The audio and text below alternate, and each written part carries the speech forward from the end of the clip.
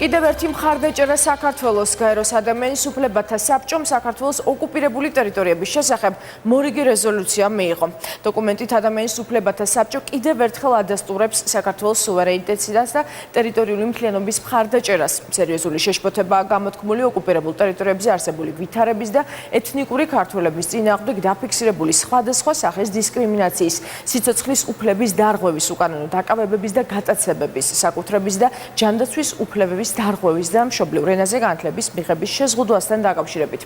რეზოლუციის ხელმომწერები ასევე მიიჩნევენ, რომ ჟენევის მოლაპარაკებები და ერთგენეთის და გალის შეხვედრები უნდა გაგრძელდეს. რეზოლუციას წელს ახალი მხარდამჭერებიც ჰყავს. დოკუმენტის დეტალები და თბილისში გაკეთებული შეფასებები მარიამ მენაბდის სიუჟეტში.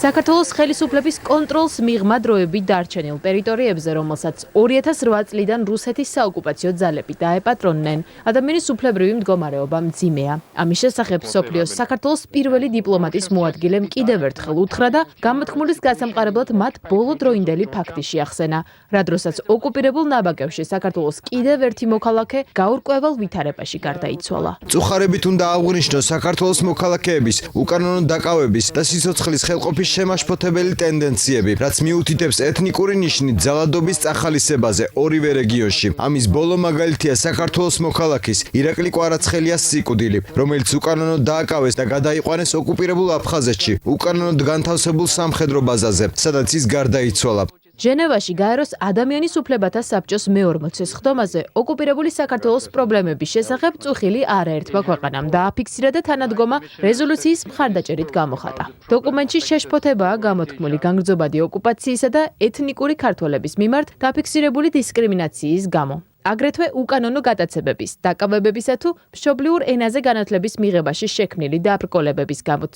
ამჯერად ოკუპირებულ ცხინვალსა და აფხაზეთში არსებულ მძიმე ჰუმანიტარულ მდგომარეობაზე მომზადებულ დოკუმენტს ახალი ხელმომწერებიც გამოუჩნდა, როგორიცაა ფიჯი, ბაჰამა და პოზიცია შეცვლილი ფილიპინები. სხდომაზე აქტიურები იყვნენ საქართველოსთვის კარგად ნაცნობი პარტნიორებიც.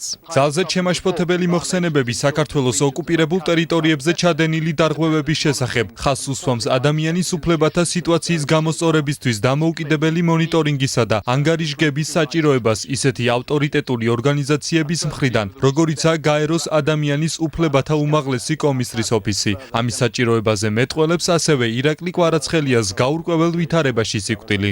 დანია მიესალმება საქართველოს აქტიურ თანამშრომლობას გაეროს ადამიანის უფლებათა უმაღლესი კომისრის ოფისთან და კიდევ ერთხელ გამოხატავს საქართველოს სუვერენიტეტსა და ტერიტორიული მთლიანობისადმი მხარდაჭერას. გალის რეგიონში მომხდარმა ბოლო ტრაგიკულმა ინციდენტმა დაგვანახა თუ რა მნიშვნელოვანი როლი შეიძლება ჰქონდეს საერთაშორისო მონიტორინგის მექანიზმების მიერ უზრუნველყოფილ გამჭვირვალობას.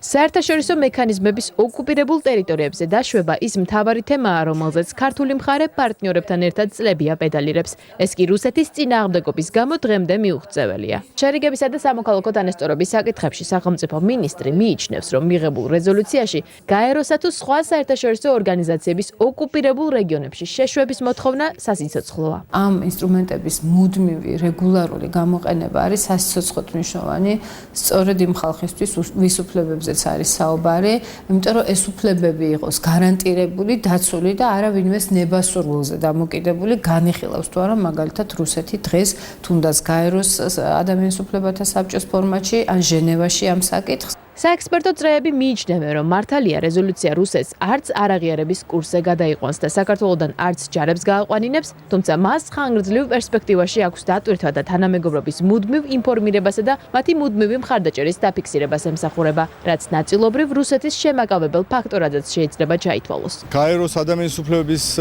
საბჭო არის იმდენად ავტორიტეტული ორგანიზაცია, რომ მის მიერ გაკეთებული ესეთი განცხადება, რა თქმა უნდა, გავლენას ახდენს შემდეგ წევრ ქვეყნებზე. ეს რეზოლუცია რა თქმა უნდა არის გაფრთხილება, კიდევ ერთი თქვა შეხსენება, შეიძლება ითქვას პოლიტიკური ზეწოლა და ესეთი რეზოლუციები სამომავლოდ რა თქმა უნდა თავის როლს ითამაშებენ. მიღებული რეზოლუცია გაეროს ადამიანის უფლებათა უმაღლეს კომისარს ავალდებულებს მომდევნო სესიებისთვის ანგარიში მოამზადოს ოკუპირებულ რეგიონებში საქართველოს მოქალაქეების სიცოცხლის ხელყოფისა და უკანონო დაკავებების შემაშფოთებელ ტენდენციებზე.